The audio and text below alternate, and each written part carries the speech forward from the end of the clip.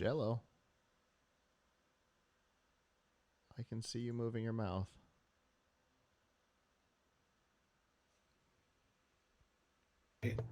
Can Hey, you hear I me can hear you. now? I can. Uh, Hello, oh, friend. good. For once, we don't have to spend forever setting it up. There was an Uh, update to the software today, so that might have helped. good, good, How are things? great. All right, not terrible. So while I haven't spent as much time with them as I would like, I have the stuff to talk about this deck of text and the tap strap. I love that name. So, um, Oh, oh yeah. I actually think I know what that is. Oh yeah, look at that. oh, I mean, just two different ways that a person could Mm-hmm. could type without using a keyboard. Yeah. So Okay. Yeah. so I far, I haven't gotten very good at either one of them. But fair enough. to be real honest, I tried. So far, it's not been easy. One thing, yeah. So I I know your friend really wants me to learn how to do this right. The instructions weren't the best, the written instruction. So I have to review the video again, which I did watch a couple of times. Um, but you know, I'm determined to at least figure out the basics Sure. of this because it is interesting. I just have to figure out sort of how to Mm-hmm. get the muscle memory of it. But Yeah. anyway, yeah, No, I that's what I can understand. talk about for Pelch Point. Okay, sounds good. For some reason the chat computer just turned off. I Uh, have it plugged in for the first time, so that might be the problem. Power settings might be different. So hold on a second.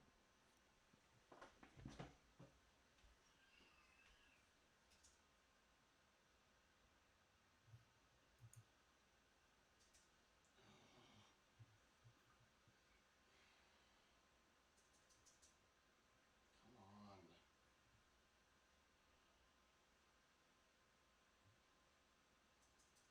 Is this a joke?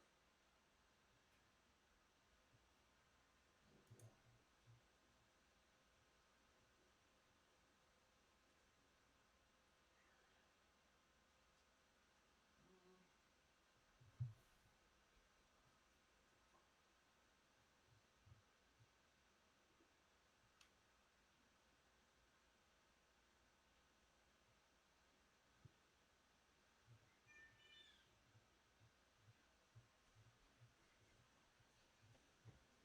Yep, that was exactly it. The power settings were different. All right. So RCS is finally available on Android phones. The Xbox Series X and the weird name that is. Possibly the weirdest story, maybe this year. A guy tried to steal a domain name at gunpoint and was sentenced to 14 years in federal prison for it. Whoa. Isn't that weird? Whoa. Maybe it'll have expired by then. The funny part is he used to own it. Somebody grabbed it, wanted to Uh, charge him 20 grand, and he I hate figured when that happens. it's like, you know what? I think I'll just is this a joke? I think this computer is messing with me. Uh it's like, oh, we're going to go ahead and restart the computer in 20 minutes. So let me go tell it not to. And then Hulu is going to give people on their inexpensive plan no ads after the third episode of a series that they watch in a single session. Huh, interesting. Yeah, so they're encouraging binge watching. I'll be back in a second. All right. Yeah. All right, computer. swear. I'll fight you. All right. Hopefully that'll be the last time that computer acts up. All right. All sound good? Yep. All right. Let me get All everything good. configured in here. Output is Avram. Recording is Avram. Interesting.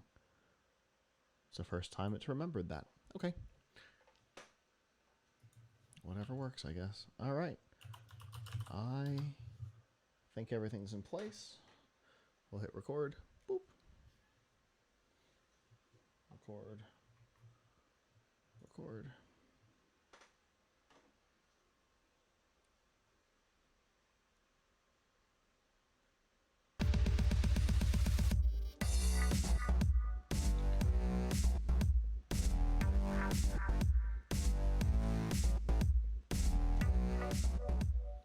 Good evening from Pluckett Studios in Largo, Florida. I'm Scott.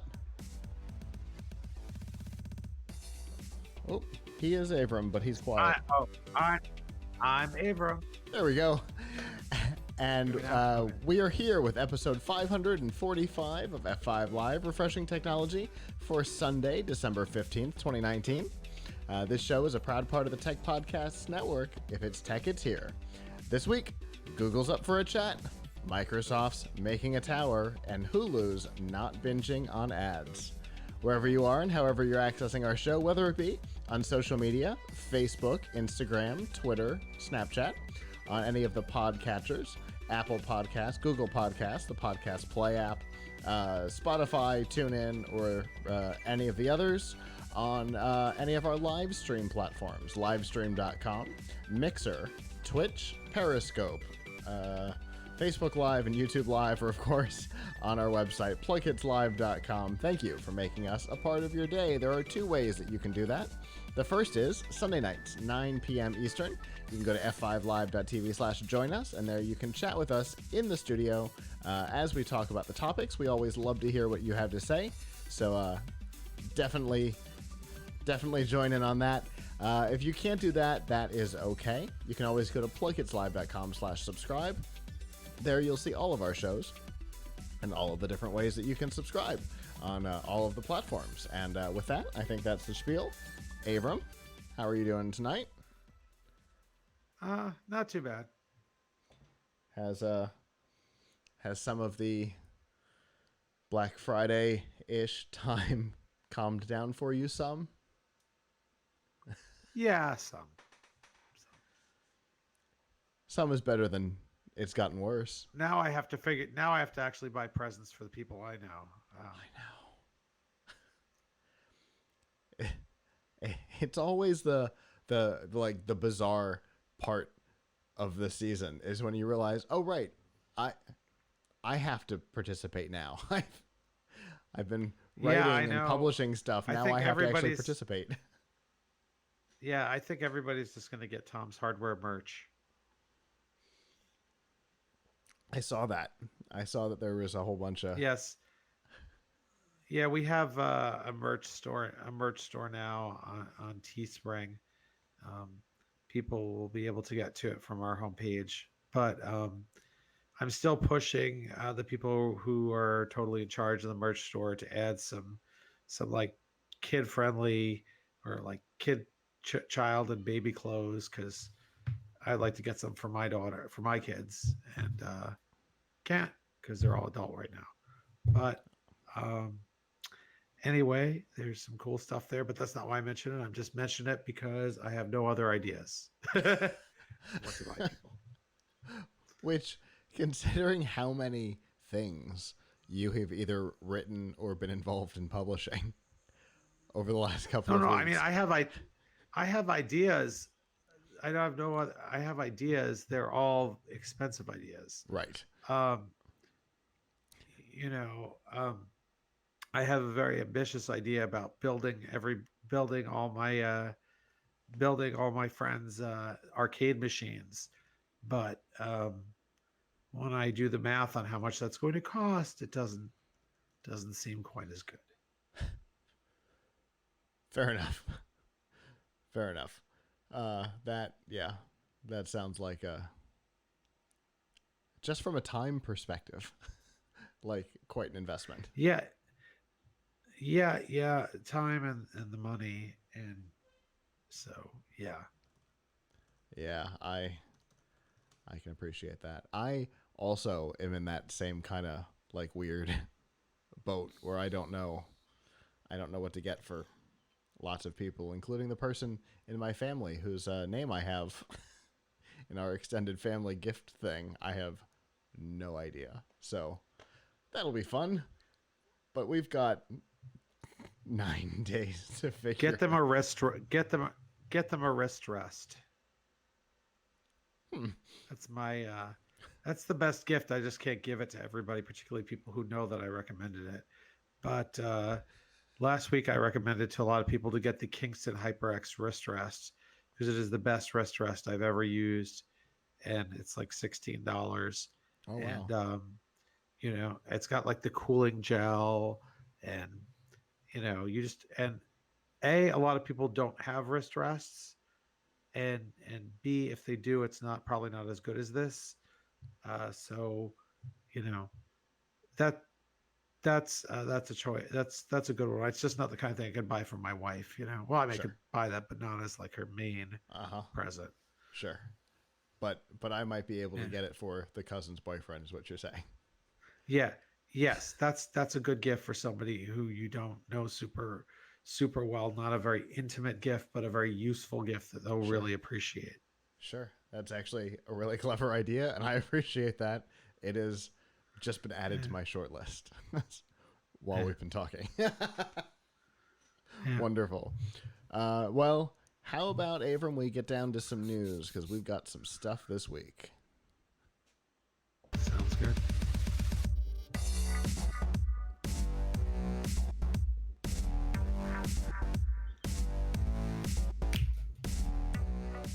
This week's Nifty Gifties on F5 Live is proudly powered by the Microsoft Store. Whether you're looking for a new laptop or tablet or phone, an Xbox One, S or X, or a myriad of other things like VR and AR headsets, and a whole lot more, you can find them at the Microsoft Store.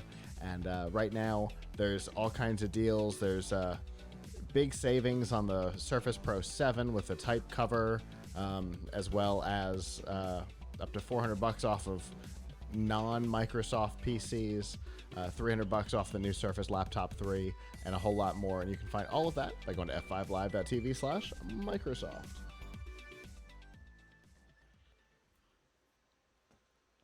All right. So we talked about it a little while ago. Um, RCS chat. RCS is the rich communication service that is the open standard protocol, basically the third generation SMS, MMS, RCS. It's intended to bring a number of the modern features that we expect in messaging systems to standard text messaging on your phone. It has been a bizarre battle in getting it into the marketplace, especially here in the US. There are places in Europe that have had it for a year or more. But here in the US, it's been a massive problem. And it finally took, a couple of months ago, it took the four major carriers coming together and saying, we're not waiting for Google. We're going to do it ourselves. And that got Google moving. And this week, all Android phones in the US now have the ability to add RCS. Currently, there's a process that you have to go through to get it. You have to install a system plugin called Carrier Services, and then you have to install the newest version of the Messages app, both of which are linked from our article. They both come from the store and from Google. And I have done it. I have installed both of them. I have been testing it out across a couple of devices that I have. I'll tell you, the couple of things that we talked about last time that I was excited about, I was happy to have. Things like delivery receipts and read receipts are nice. We expect them everywhere else. You know, they're kind of the ubiquitous features of all messaging systems today, except the most ubiquitous messaging system, which is texting. So it's nice to see some more modern features come over to the standard text messaging platform. Now, it's important to remember, while this is an open standard, Apple has not decided to support it because they have their own proprietary version, iMessage. And so, will they do it? They'll probably get pressured into it in a decade or so. But for now, uh, they don't have any intentions on it. But just like Apple and all your Apple friends get features, Android and all your Android friends now get features. So have you given it a shot, Abram? No, I was just clicking the button to install it. Well, install it while you were talking. Um, I mean, so that I can message you after. But I'm glad that we're getting more that we're getting that we're getting this added feature that we've been talking about for a while. Yeah, since 2016 when the protocol was finalized. I mean, that's Yeah, I ridiculous. mean That's so long. it's it's good. I mean it's good that we're going to get a better chat experience, text messaging experience. It probably will lead me to use SMS more. Um, but it's interesting to me how there's kind of always a sort of hierarchy of messaging, right? In your life. Now, when we were younger, the hierarchy of messaging was mail, snail mail, the phone, and come over to someone's house. Those are the those were the methods, right? Indeed. Now, now the hierarchy of messaging is email, sort of the bottom. If I'm not really need to talk to you right away, I send you email. Then it's something that is an IM program like Instant Messenger or like Facebook Instant Messenger Or or Facebook WhatsApp or WhatsApp or or something like that. whatever, right? Then a level above that to like more red alert is SMS. Then the level above that is to actually call someone. Um, in fact, I find being called so super annoying. Like I I I know. actually like I actually like was trying to sign up for a kind of important financial service the other day, Mm-hmm. and the place insisted on calling me while I was at work, and I was so annoyed. Like, don't call me. Like, I mean, this is especially true at my job where I have no privacy whatsoever and the Mm-hmm. phone signal is terrible. But yeah, it's ugh, I mean, so now I wonder with the RCS, is this going to make SMS like is this going to bring SMS to the same call level, like laid back level as like regular instant messenger? I already know people who use SMS as their instant messaging platform, so to Mm-hmm. speak. Well, I think I think there'll be a couple of things that will need to come together for that to be a true reality. First is the your app, your phone app on Windows is going to have to be able to support it. Because one of the reasons why people kind of default to like Facebook or WhatsApp or something is it doesn't matter where you are, you can get to it. You know what I mean? And I That's think true. that's The Windows Phone, yeah, the app for Windows Phone, the Windows 10 built-in app is pretty for.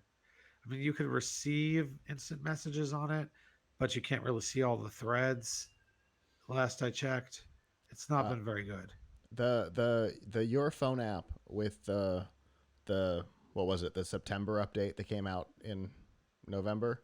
Uh, um, got way better, and you can even make and receive calls in it now. Uh, I think as of this week. Yeah. So, that'll need to improve because the reason why I default to Messenger for the most part or Skype is because I can do it on my phone, I can do it on my PC, I can do it on even Mac. I can wherever I am, I can interact with it, and so I think that's one of the reasons why the messaging services have become so popular. Is it doesn't matter if you're on a phone, tablet, desktop, wherever you are, it works. He, So there's also a little bit more privacy there, right? On instant messaging than on SMS. Because again, anyone who can SMS you can also call you. that's true. So, But you on know that Messenger, it's the same way. Anybody who can send you a message can also send you a call. it's not a phone call. That's true. It's a video call. I mean, I don't know. Maybe that's a ridiculous distinction, but I don't know. Maybe it's because I'm old, but I just kind of see like calling someone on the phone is much more like serious than calling somebody um, on Facebook Messenger. Now, maybe it's a serious topic. I'm It's just saying. fascinating because as you said it, I totally agree. It and that's weird, right?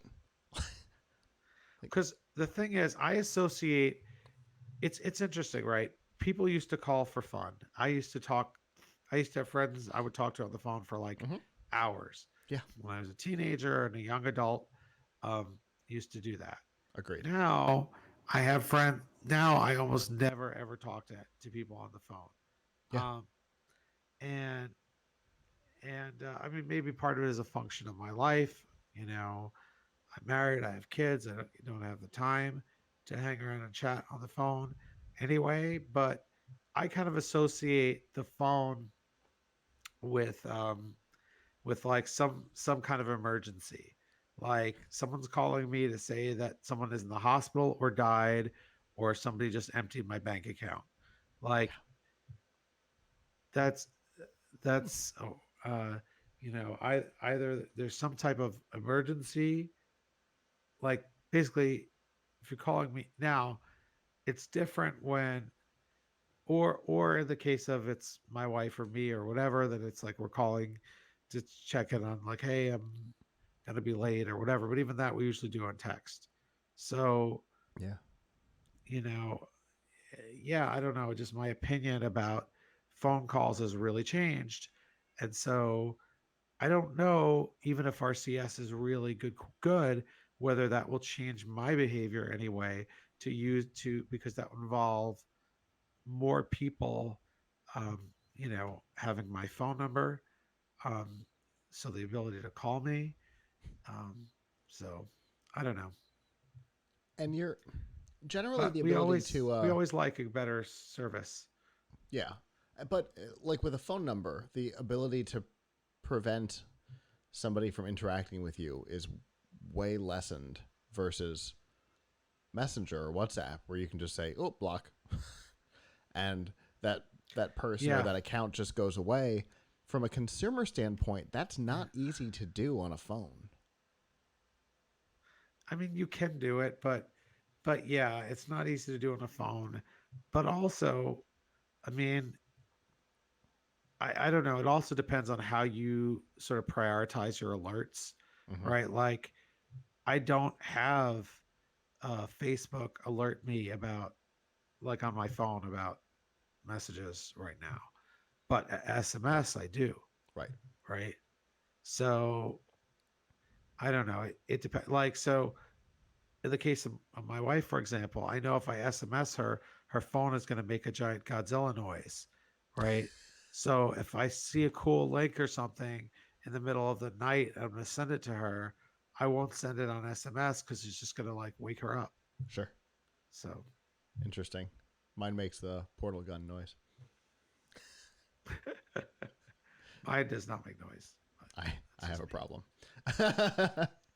But No, it doing you're doing what normal people do. being too obsessed with a game that came out 12 years ago. I don't know. No, just setting like personalized noises. Way less easy to do on an iPhone, by the way. Anyway, it took me 3 computers in like a half hour. Doesn't matter. Anyway, um, so it like we said at the top, it's here. You're gonna need to do some stuff to get it on your device, and we've got the instructions on the website plughitslive.com. So if you want to do it, you want all of these cool new features, minus the one that was skipped, which is end-to-end encryption, which is supported by the RCS chat standard and is not supported by Android. Don't know why. Whatever. Um, you'll get everything else though. So if you want it, plughitslive.com. You'll see the instructions there on the RCS article. Couldn't come up with that word.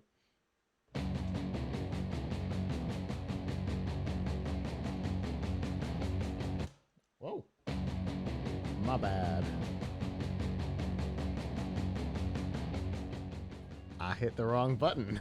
This week's Pilch Point with Abram Pilch is proudly powered by PureVPN. Just because RCS doesn't have encryption and protection doesn't mean that you shouldn't have it.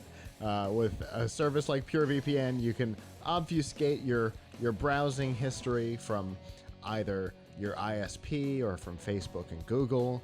You get the ability to change your location and hide your IP address. So if you're using, like we were just talking about, if you're using RCS, which works over data, it will protect that as well. And right now, you can get a 5-year plan for $1.32 a month, including all of the cool features that we just talked about and a whole lot more. And there's a 31-day money-back guarantee. If you sign up, you don't like it, no worries, you can get your money back. You can find that deal by going to pilchpoint.live/purevpn. All right, Ephraim, you have got something that I'm pretty excited to hear you talk about because I set up the relationship with one of them. Yes, yes. Thank you for getting me one of these to test. So, for a long time, I've really wanted to find more ways to be productive while standing in line, to be able to write articles or, now we do have, obviously, the number one way to do that is to use a phone or a tablet and type on that. Uh, and that's all well and good. But what if you couldn't even do that because you are wearing AR glasses? Um, Not that I have any, but you know, or what if you had a computer in one hand and you needed to really, like a tablet, like a Windows tablet or something, and you really wanted to be able to type quickly in the other hand? Well, then you would need a different type of typing device. Ideally, in this world, you would have a keyboard drone that would just sort of float in front of you and you'd be able to type with two hands. I love it. But until someone invents that, um, we have things like the deck of text. So this is a neat little Bluetooth keyboard that has been on the market for a couple of years now, but I had not gotten to check it out until now. Uh, what it does is, as you can see, it doesn't have like all the keys you need to type by hitting one key at a time. It has 10 keys, right? Two Yes. on the top, four down each side. So how do you actually use it? Well, some of the things like a few of the letters you get just by tapping one key. Like if I just want A, boom, I can just tap that. But if I want, say, K, which is written under here under the A key in red, then I have to hold down the button for red and the A key, and now I get K. And if you can see this, there's just a whole bunch of different symbols and actions written down on here that you can make through different key combinations. and there's a fairly large learning curve, which I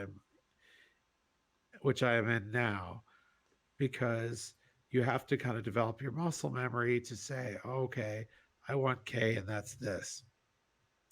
So far, I'm having, I'm still trying to learn the different strokes, and how to do them, and also just the best way to hold this in one hand, because even though you could hold this in two hands, it doesn't seem like what you would really want to do, because what you really want to do, if you wanted all to think in two hands, you could probably have, a little tiny QWERTY keyboard.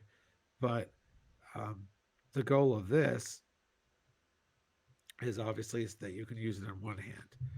Um, this reminds me a great deal of a time about 20 years ago, when I was an editor at About.com, and I had a writer writing about wearables for me.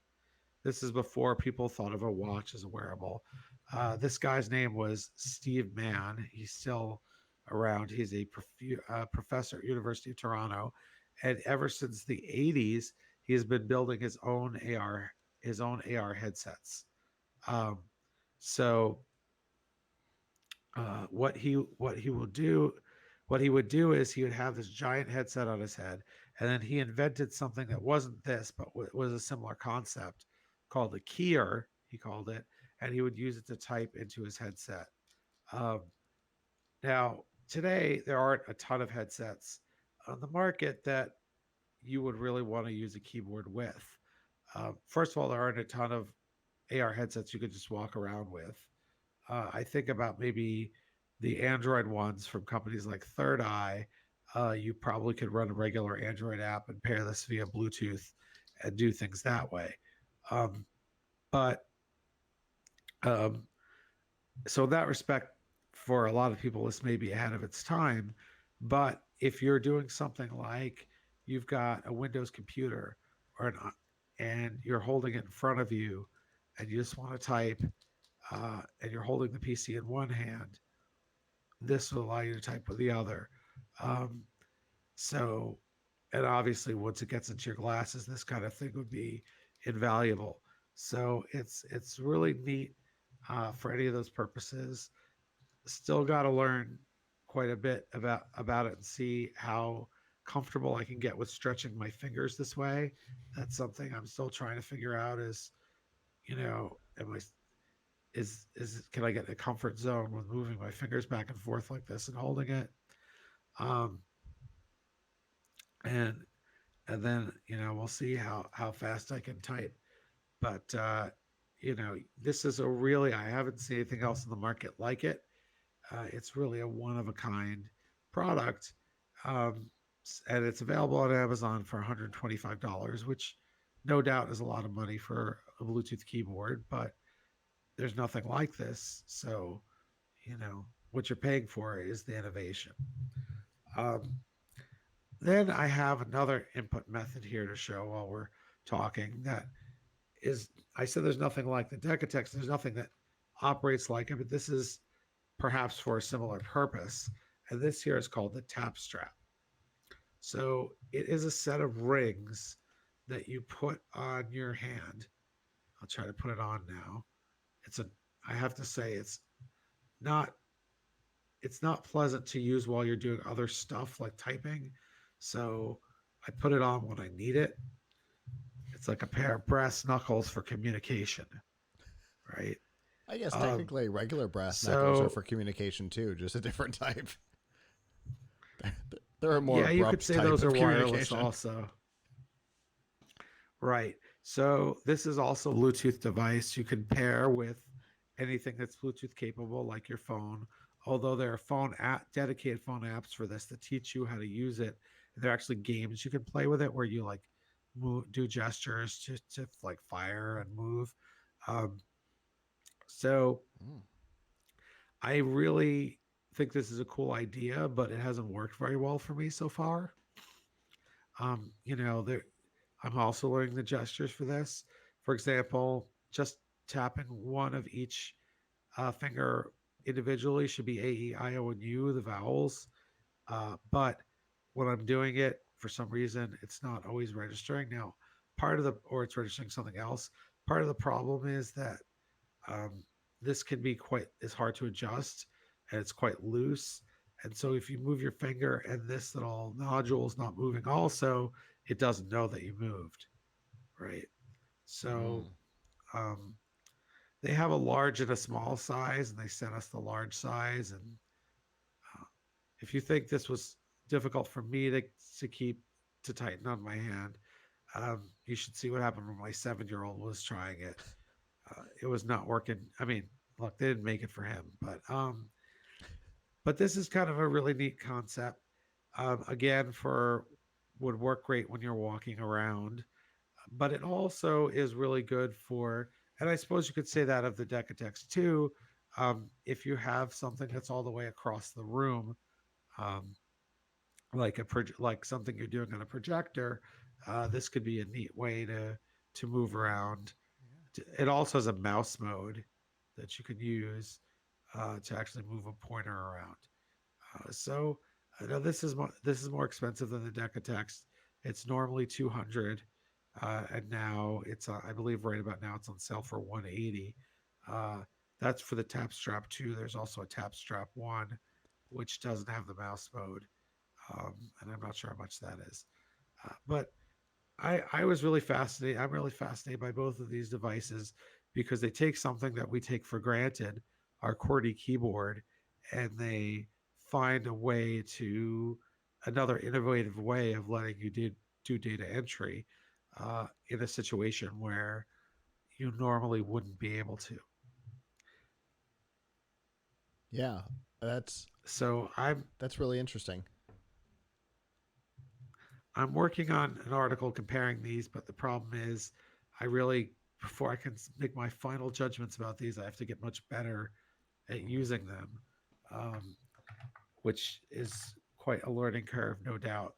But if you invest that kind of money in these, you're going to take the time to learn, and you're going to obviously have a really good use case uh, for these. So, and Sure. as time goes by, I hope there are more use cases um, for things like this because there'll be more devices that you can use. I mean, for example, Um, I mean, I don't really think there's you could use these with a smart watch because there's not a lot of apps for typing on a smartwatch that Hmm. require typing, but theoretically, that would be a good use case. There's just a lot of areas where, you need a small, simple way to type, a small way to type with just one hand. And these provide that when other things don't. Yeah, that's that's interesting. I whenever we talk about a topic like this, I am taken back to one of my first CESs and sitting on the floor with a Palm Pre and writing an article on the Palm Pre and thinking, "Holy cow, there's got to be a better way." and Yeah, and I ever mean, since, we've been looking for that better way. Yeah, I mean, sitting on the floor, to be honest, I would just take my laptop out and sit and use it. Um, the real problem is when you're standing up, um, and you're having to, like when you're waiting in line Yeah. or you're walking around. I guess really bad idea to be doing writing when you're walking around, but I don't know. But if you're waiting in line, I mean, think of how much time we spend waiting in line for 45 minutes an hour. Hmm. Having smartphones has really revolutionized waiting in line for anything because you can check your email, you can write things. But if I want to do something on a larger scale that is possible on my phone, um, perhaps I want to do it in Windows because I need to go into a desktop browser and access my company's CMS or something like that. Hmm. My phone won't really cut it for that.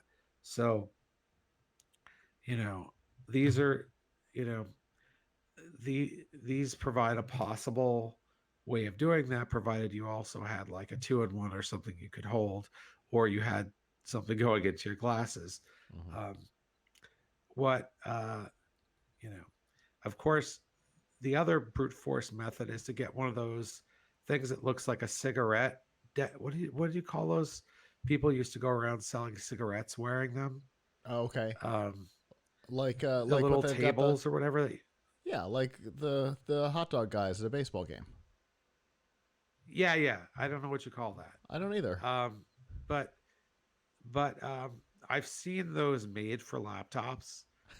But talk about like you're going to carry your $1,000 laptop around on that, and you're going to walk, and someone's going to bump into you, and people are going to be annoyed because because you know if you think you had a big stomach regularly, having one that's like juts Uh out huh. 3 feet is you know not particularly polite. Yeah. God forbid So you're standing in line for the Samsung press conference at CES. Somebody will deck you,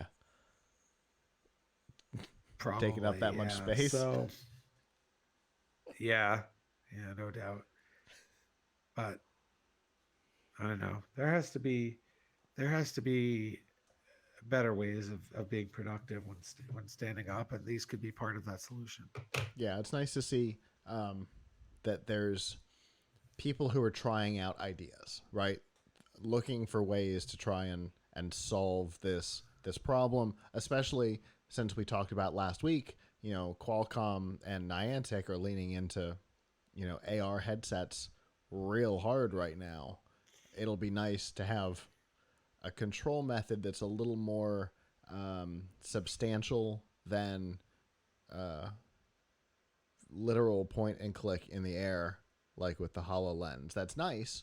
Don't get me wrong. That's a nice thing, but something more substantial than that for typing, for more nuanced controls will definitely be nice, and something like the deck attacks or the tap strap could certainly factor into that. And just for reference, right now the Tap Strap 1 is on Amazon for 119, and the Tap Strap 2 is on Amazon for 169. So not a bad savings there on that new one. Who knows how long that'll run for? By the time I'm done with this sentence, it may not be on sale anymore. But as of this moment, that's the price. So, um, obviously, you said that you're not near, quite near being able to write about Yeah, this yet, right? maybe this week, maybe next week. I want to marinate on these a little longer, but I wanted to bring these on and show everyone because I thought they're kind of really neat. And I can say I have experience with the deck of text myself, and you're absolutely right. The learning curve is steep, but I have seen several people. One person took to it like a fish to water. Mark, who has filled in on the show a couple of times, he took to it real quick. I've never seen somebody so just like, oh, I got it. Uh, and then obviously I've seen the founder. He uses it a lot, and he's real quick on it. So you can definitely get good at it. And I know I've seen people talk about it on like on Amazon and on the website where they have good things to say about it. So you know there there is a way past the learning curve. I've just never gotten there myself. I've tried. I've never gotten past the learning curve, but it's okay. I definitely look forward to seeing your final thoughts on it, and I look forward to what we talk about next.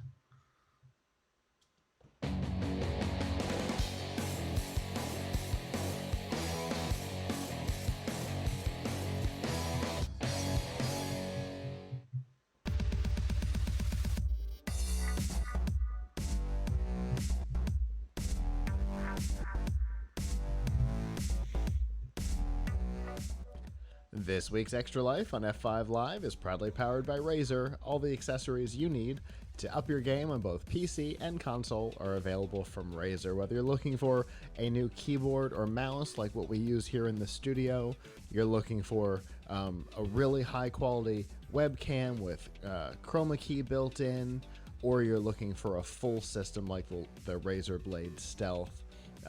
You can get them all from Razer, and right now they have a holiday gift guide to help you figure out exactly what is for you in your price range and for your purposes. And you can find all of that by going to f5live.tv/razor.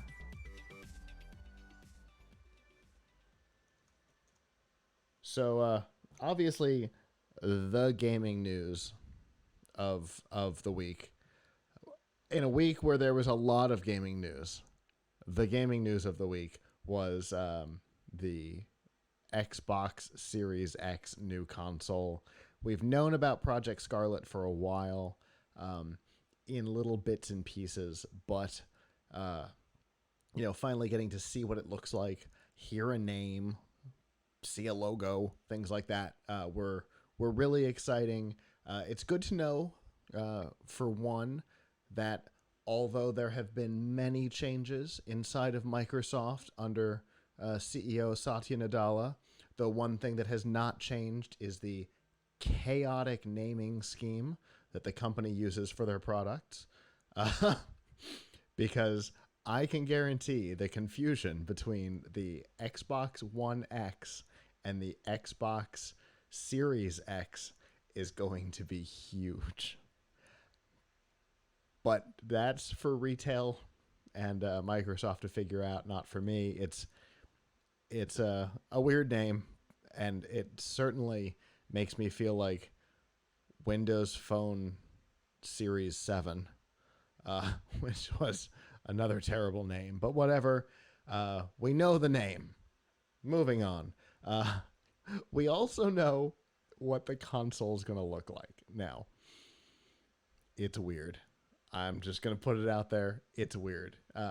Console designers, especially for the last 3 or 4 generations for sure, have certainly taken their spec, their physical specs from dating back to the 60s entertainment center hardware so that the hardware could stack. But in the last couple of years, surround sound systems and even cable boxes are disappearing from people's setups with Fire TV sticks and Roku sticks and sound bars and things like that. So Microsoft decided now would be the time to make a weird tower.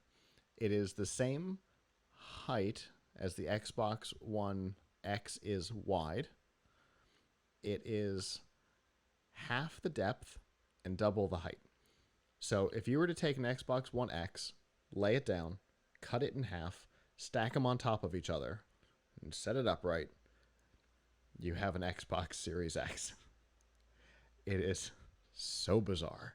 Um, they did not officially give sizes. However, if you take the photo that was on the screen, look at the controller that's leaning up against it, you can extrapolate that it's about 11.5 inches by 4.25 by 4.25 ish, somewhere right in that range. So I don't know. It's like a tin of cookies. It's such a weird shape, right, Abram? Isn't that weird? Your mic is not on. Oops, sorry. No It worries. seems like they're trying. It's more like a desktop. Mm-hmm. They're trying it to be a little bit more like a tower, Yeah. um, and that is very consistent with the fact that it's getting closer and closer to the kind of power and performance you expect from not a low end desktop, but a high end desktop. Yeah. I mean, they're talking about 8K gaming, right? Mm-hmm. Yeah. I mean, that's most PCs cannot do 8K gaming. Right.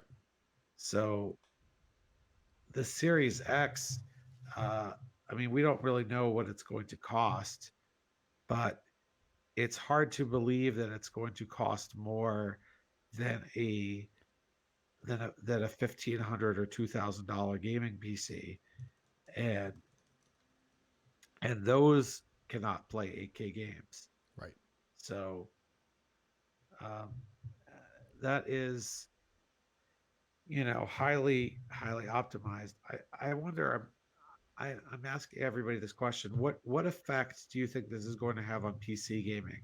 Do you think that as you're getting more powerful console, some people are just going to stick with console and with the cheaper option of console? Um, if we were talking, uh, if we were simply talking on the Sony side, because both consoles will come out next holiday.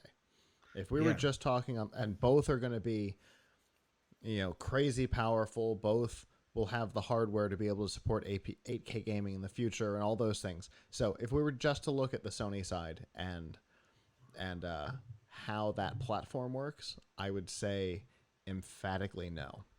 But Microsoft has worked over the last year to really bring the Xbox platform way closer to a PC gaming experience with being able to use keyboard and mouse instead of the controller and things like that. Um, so maybe like there could be some effect, but the weird toxic nature of the PC versus console uh, community in gaming is powerful. And there is a strong dislike of each other. So that will limit it some. Uh, so I don't know. There might be some like in the middle range. There might be some effect in the high end range. The PC gamers are going to be PC gamers, and there's nothing that's ever going to change that. And the console gamers are going to be console gamers. But you might see some fluctuation in the middle. Some people who go, I may not need a PC anymore. I might, because the only thing I use it for is a little bit of gaming. This might be the way to go. You might see some of that this time around. yeah. I mean, because it really does sound impressive. Now, I play console, but I also do PC, and I have to say, obviously there's nothing quite like the experience of having your own PC, having control over the settings to that great degree, being able to tweak things like you can on a PC. So, you know, I hope it doesn't harm the market too much, but it is getting to be really impressive in terms of the performance claims. I don't know when we're actually going to see games that support 8K. It'll be a while. The hardware is not even going to officially support it at launch. It'll be added sometime down the line. The hardware can support it, but the platform will not. So that it'll be a future uh, feature that they'll flip on at some point. Um, but it'll be 4K out of the box. In fact, they are so focused on the 4K gaming that the launch trailer for the console on YouTube is in 4K. So they're definitely focused on it. Um, we'll see when that 8K starts to go, but I'm excited about it. The shape is weird, but I'm not gonna lie. My entertainment center has this weird gap on either side of my stack of components, and I could easily push everything to one side and put it on the left or right, and it would fit in there perfectly. So for my particular setup, it's the ideal shape. But I would imagine for some people it might be an odd turn off. Although, if you look at the possible renders of the PlayStation 5, hopefully it's just the developer box because that thing is even more bizarre. Looks like something out of Star Wars. Two wings. Wait. This is gonna be a weird generation of consoles. That's my guess. Nintendo, as usual, kicked it off by going totally mobile. And now Microsoft and Sony are going, all right, you're going to do something weird. We're going to do something weirder. Here you go. But they're all cool and all powerful systems. So I'm definitely excited about it. We will certainly hear more about it over the next year before it launches. Holiday 2020, which probably means a week and a half before Thanksgiving. If past console launches are any indication, Sony and Microsoft will launch about a week apart, a couple of weeks before Thanksgiving next year. But who knows? They're throwing everything off with the design. Who knows what any of this means?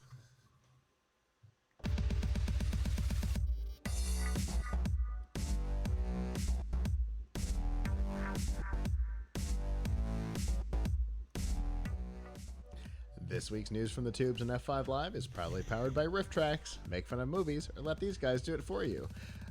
Mike Nelson, Bill Corbett, and Kevin Murphy, the former stars of Mystery Science Theater 3000, are back and doing what they do best, creating commentaries for Hollywood blockbusters and B-movie oddities like Feeders 2 Sleigh Bells. My goodness. Looks terrible. The way it works is for a couple of bucks, you download the MP3, play it along with your DVD, Netflix, Amazon, wherever that weird movie happens to exist, and laugh.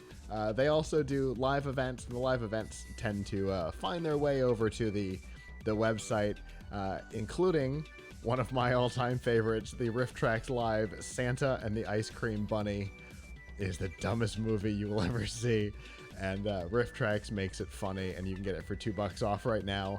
And to find all of the films, both short films and feature length, and all of their prices, you can go to f5live.tv/rifftracks with an X. If I remember correctly, Santa and the Ice Cream Bunny is actually the movie that was filmed here in the Tampa area. Anyway, that's not the important part. Let's talk about possibly the weirdest internet story in a while. So obviously, we talk a lot about security online and the dangers of being online, hacking and identity theft and malware and all of that. When we talk about online security, the last thing that you are expecting is to hear a story about a man who was held up at gunpoint for somebody trying to steal a domain name. So here's what happened.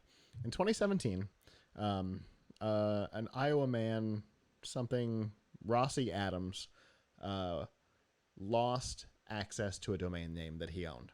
Don't remember the domain name. It's it seemed like it was a revenge porn site.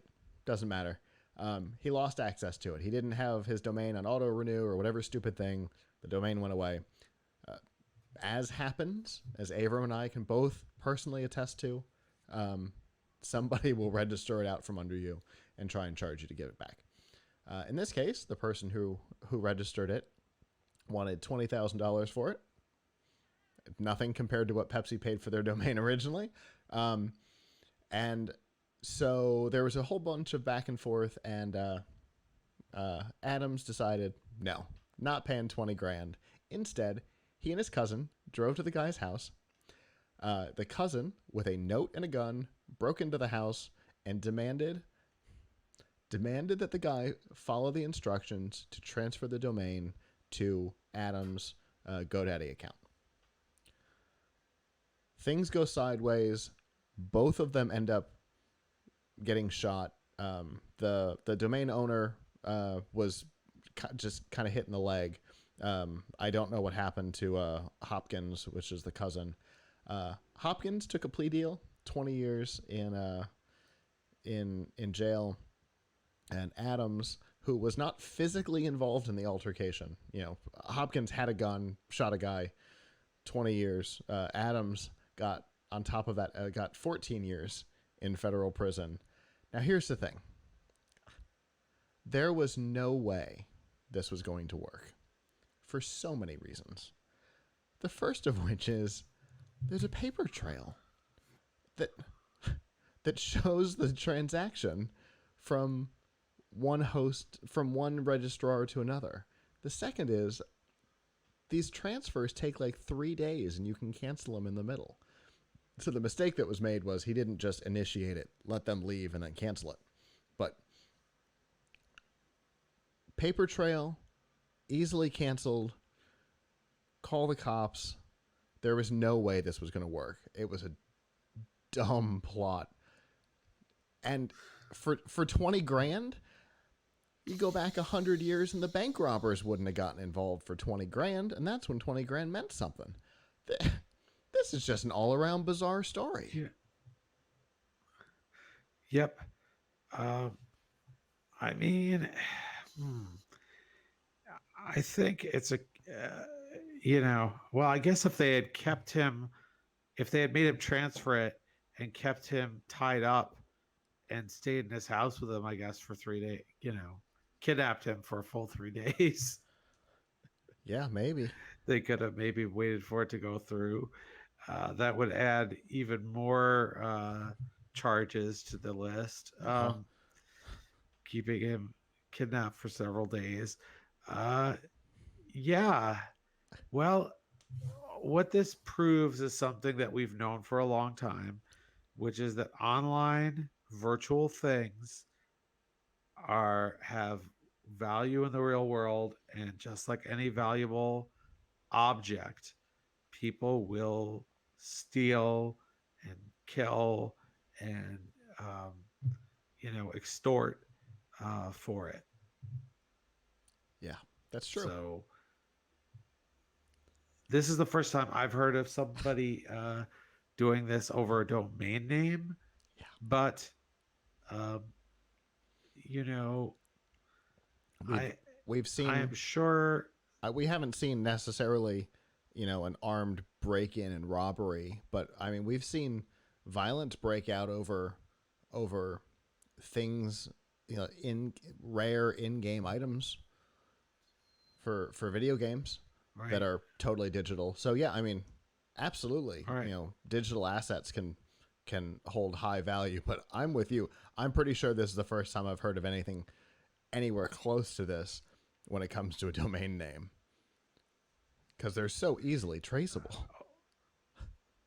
Yeah. So right after this, I'm going to go onto my domain registrar and make sure that my domain name is renewed for the rest of history. And that you have private registration turned on. So that yes, they don't know your address. I do. I pay extra for that. Yeah. It's worth the 99 cents a year from GoDaddy not to have somebody knock on your door and say, "Give me your domain." Especially when you own a lot of domains like I do. Another one of those examples of I've got a bit of a problem. I own over 100 domains. Wow. So, some of them are weird. I can't say some of them on the air. But anyway, just a weird story. I figured, it's one of our last shows of the year. I have to go out with a weird story. It's no flaming squirrel catches woman's car on fire, but it's up there. Yeah, no doubt. I will never forget the flaming squirrel story. One of my favorites of all time. Anyway. Now, how bad must that guy feel when he's in prison and he has to tell people what he's in for? Yeah. So I was thinking about that because, it is such a goofy thing in the grand scheme of things. Well, what are you in for? Well, I tried to steal a domain name. What? I don't understand. Can you explain? He's going to get razzed. He's going to look like an idiot, and he's going to have to deal with it for 14 years. So, big dumb decision.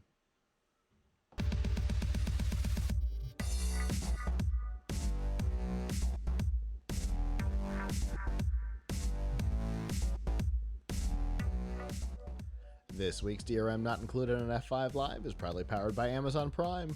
In addition to your free shipping, there's a lot of stuff you may not know about, like Amazon Prime Music, which gives you several million tracks available to stream for free. And if you want to upgrade to the full Amazon Music Unlimited, you get it for a discount. If you're looking for video to stream movies, TV, documentaries, both original and and licensed content, you can use Amazon Prime Video, also included in your subscription.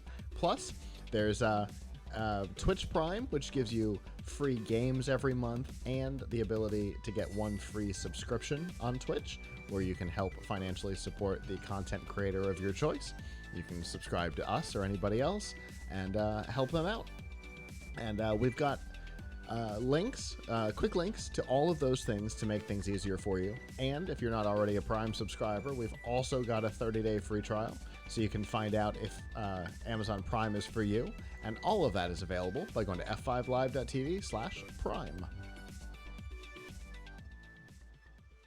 So speaking of streaming video, we have obviously been talking about it a lot because there have been a lot of services either announced or started over the last just couple of weeks, really. And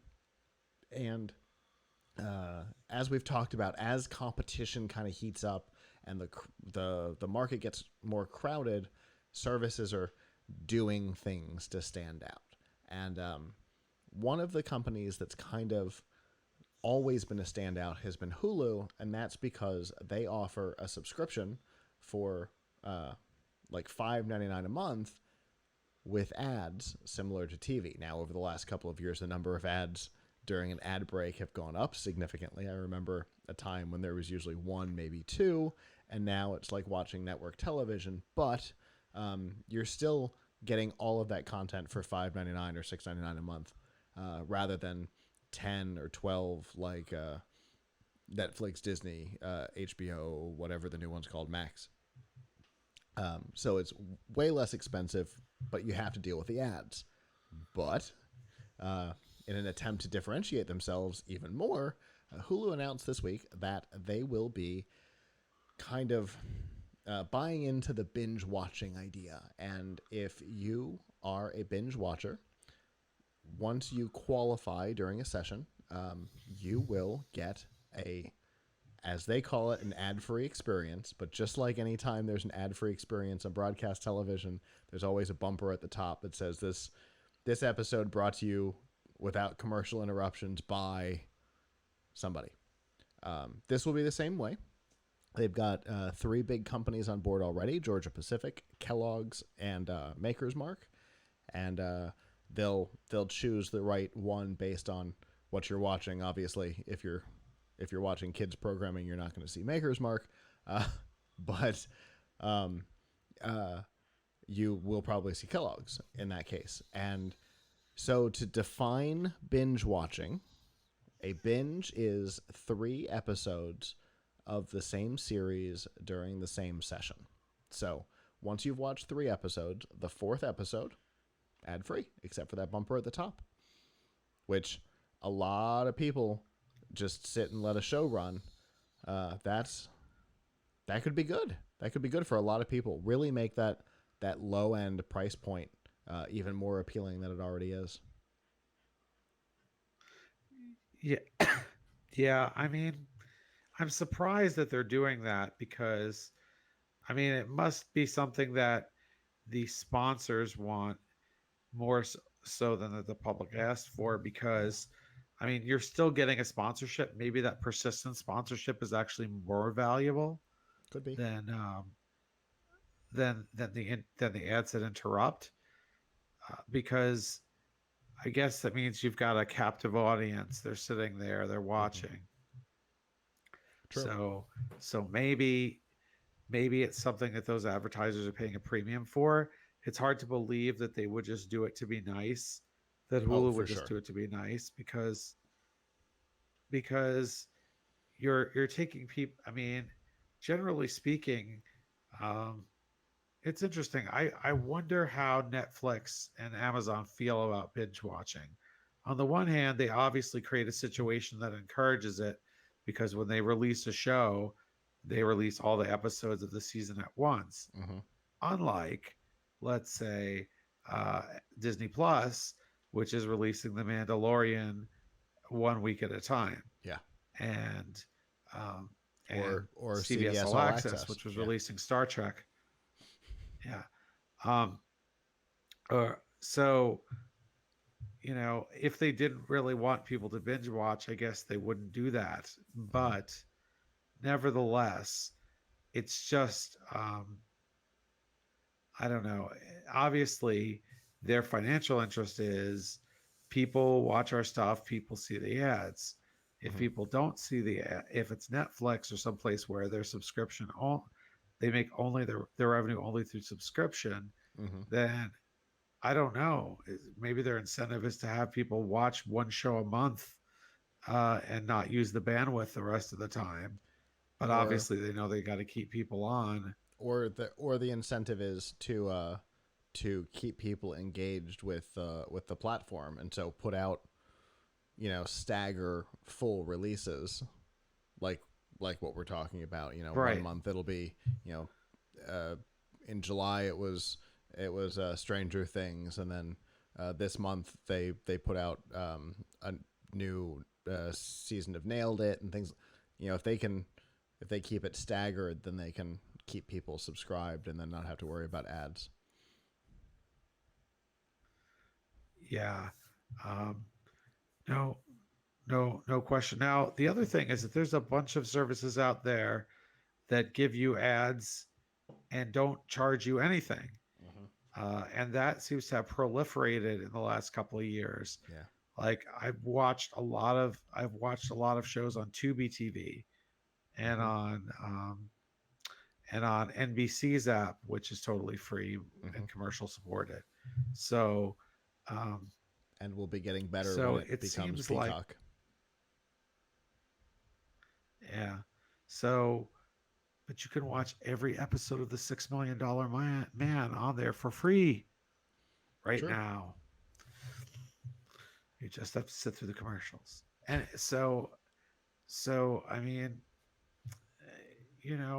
I don't know. I mean, I guess this is uh, you know, somewhat nice for the people who are binging things on Hulu, Mm-hmm. but at the same time, I don't think they would do it unless this was actually a winning way to make Yeah. money.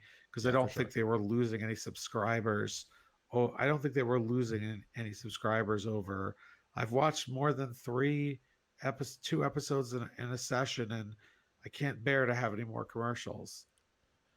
Uh, it depends on how many times you see the same ad in a single session. There is a certain point where you're like, oh my god, if I get one more vodka ad, I'm gonna punch my TV. Well, yeah, part of the problem there, they really ought to do better, is varying up the ads that they Mm-hmm. serve. Yeah. But, I'm sure they have sub I'm sure they have subscription, they have impression goals, and they're just Mm-hmm. going to burn through however many they can to get Yeah. to that goal with one or two advertisers. But I'm sure I'm not a marketing psychologist, but I'm sure if I was, I would probably say that showing people the same thing over and over and over and over again in a short time span like that is not necessarily a great marketing practice. It definitely makes me not want to support the company. Like actively go out of my way not to support Right. the brand. Like Right. anytime I watch actual broadcast television, it makes me never want to buy a car again. For example, if I'm gonna see that Honda Days commercial one more time, so yeah. And granted, my Hulu ad experience is a little dated. The ads were so unvaried at one point that I upgraded and got away from them because in during one 30-minute episode I saw three separate, well, the same ad three different times for some vodka company, and that was the end of it for me. I'm like, all right, obviously nobody's buying ads through Hulu right now, and it's killing me. I gotta go. I gotta do something, and Well, I did. it should have a real world cookie. Like if you're actually drinking the vodka, it shouldn't show it to you. Or if you don't drink at all and it's just a waste of ad dollars, Yes. like it is for me. Yes. I Yeah. even posted on Facebook. I'm like, Hulu, please stop telling me about rotten potato juice. Or it was on Twitter, and they responded, which was wonderful. I never saw the ad again though. Anyway, it'll be interesting to see, what happens here, if anything. If will it change anything? I don't know. But it'll be nice for those who are, especially if you have the $6 plan in conjunction with something, right? Like if you're a Spotify subscriber and you got the free Hulu account, or you're a Sprint subscriber and you got the free Hulu account, or you went and you did the Disney Plus bundle, which had Disney Plus and Hulu, and you got the ESPN basically for free. If you did that, then that's also the $6 plan. There's going to be, a lot of people who are kind of on it as a bonus for something else. And so this might make their experience on the platform better. So that would be nice to see too. But no telling how people are going to respond to it in the real world. Well, that is our show. Thank you to those of you who joined us live. We had some people in particular on YouTube talking to us. And I just want to, one more time, we talked about it last week, I want to mention again, yes, the Monster Luminescence stuff is still in progress. Customs took our box and has delayed the delivery. Both the US and the Chinese customs have delayed it. So we're doing what we can there. And yes, there's a comment from Haley in the chat room. There's probably millions of people that got that for Christmas for their kids. So I'd imagine y'all's views are going to spike to the max come Christmas. Yeah, I wouldn't say there's millions. I calculated that there were probably 250,000 units across the Walmarts. But yeah, there's going to be a lot of people coming back after Christmas. That'll be the second wave of people frustrated. But hopefully we will have some sort of resolution in the next 10 days, I hope, because I am done talking about it. And so with that, on behalf of the staff that's not here, I'm Scott. I'm Avram. And we will see you guys back next time. Ciao.